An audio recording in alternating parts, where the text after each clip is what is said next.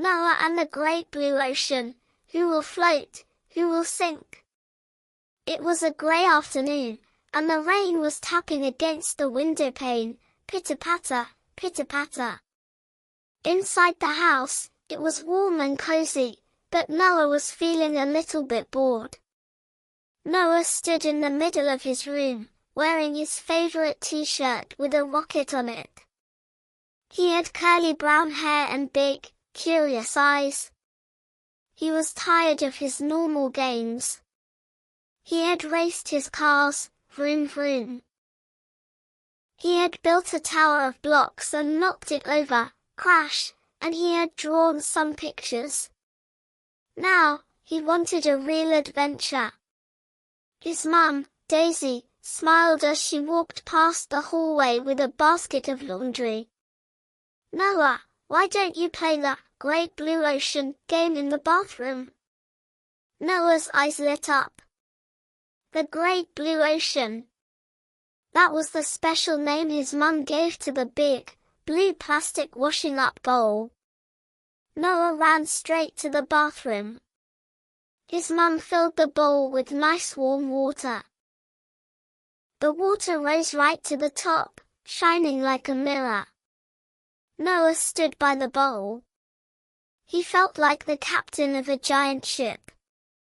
Next to him sat his trusty helper, a long-eared soft toy rabbit named Hops.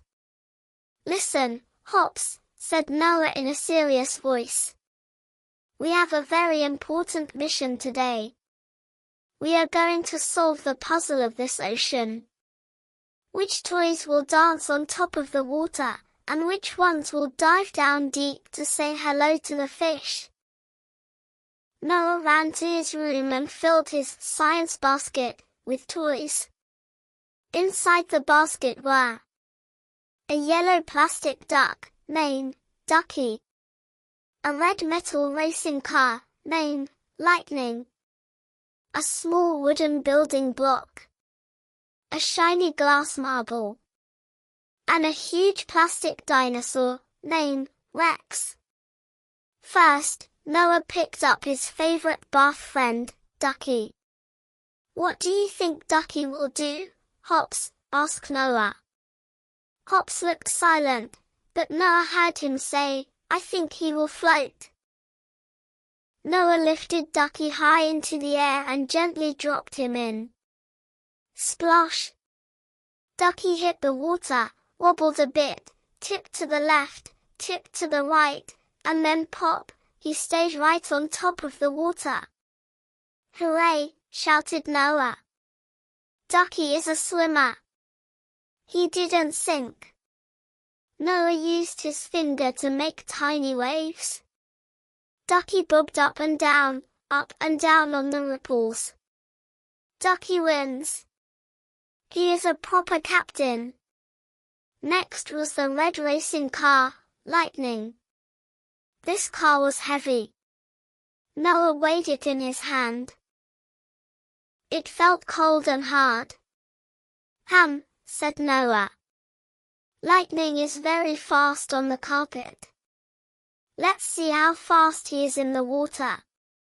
Noah held the car over the water. "Are you ready, Lightning? Start your engines. 3, 2, 1. Noah opened his hand. Glug! As soon as Lightning touched the water, he sank like a stone. He didn't wait at all. He went straight to the bottom of the blue bowl. Bubbles floated up, bloop, bloop, bloop. Noah looked at the water in surprise. "Oh no, Hops! Lightning can't swim. He has turned into a submarine." Noah dipped his arm into the water. It felt lovely and warm, and rescued the car. "I suppose heavy metal things don't like swimming," he said wisely. Next was the wooden block. This block was much bigger than the car. Noah thought hard. "This is very big, Hops." The car was small, but it sank. This block is big, so it must sink, right? Noah held the block with 2 hands. He took a deep breath. Plop! He dropped the block. It dipped under the water. Noah held his breath. The block went down. And then, pop! It shot right back up to the surface. Noah giggled. Ha! You tricked me, block. You are big, but you float. Noah watched the wooden block drift over to Ducky. Now there were 2 friends floating on the water. Noah learned something new. Sometimes, big things can float too. Next was Noah's favorite marble, the one with colorful swirls inside. This marble was so small it almost disappeared in Noah's palm. This is tiny, said Noah. Small as a pea. It will definitely float. He held the marble between his thumb and finger. He gently let it go over the water. Plink! The moment the marble touched the water, it crashed to the bottom even faster than lightning the car. It hit the bottom of the bowl with a click. Noah's eyes went wide. He leaned in, putting his face close to the water. How can that be? The giant wood floats, but the tiny marble sinks. Noah scratched his head. Science was very surprising. It wasn't about size, it was about what the toy was made of. Glass was heavy, wood was light. And now for the grand finale. The huge, green, plastic dinosaur, Rex. Rex was as big as Noah's arm. He had an open mouth and scary teeth. Noah picked Rex up. Rex felt light because he was hollow inside. Hops, said Noah. Rex looks very scary. He might scare the water away. Noah placed Rex in the water. Rex tipped onto his side. He looked like he was going to sink. But then, he floated. Giant Rex glided across the water just like a crocodile. But then, there was a problem. Water started to rush into Rex's open mouth. Gurgle, gurgle, gurgle. As Rex filled up with water, he got heavier and heavier. Noah shouted, "Hold on, Rex. Don't drink the water." But it was too late. Rex's tail went up, his head went down, and slowly. Glug, glug, glug. Rex sank down to the bottom, right next to the marble and the car. Noah clapped his hands excitedly. Did you see that, Hops? First he floated, then he swallowed water and sank. It was like a magic trick. The great rescue mission.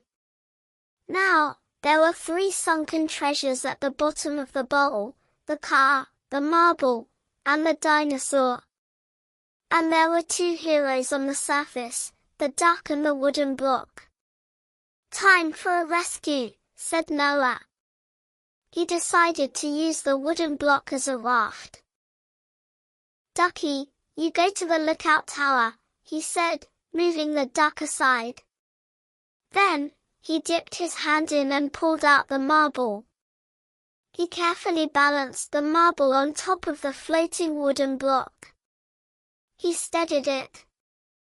And yes, the marble wasn't sinking anymore. It was traveling dry and safe on top of the wood. That is called teamwork, said Noah proudly. Just then, the bathroom door opened. His dad, Liam, walked in. Wow, said Liam.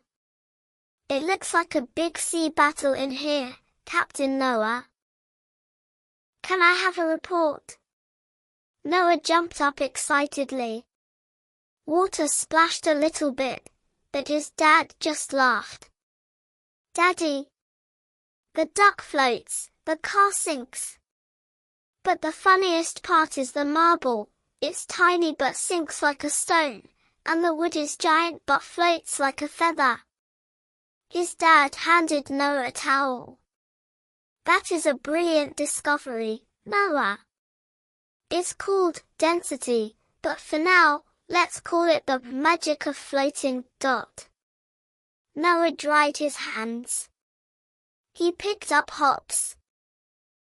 That day, Noah had learned some very important things. Not everything is what it seems. Small things can be heavy, big things can be light, and most importantly, there is always a way to rescue something that has sunk. Tomorrow, Noah yawned. Tomorrow I am going to test the kitchen ladle and the sponge. Get ready, Hops! And the great blue ocean settled down, becoming a flat mirror again, waiting for the little inventor Noah's next big adventure. The end.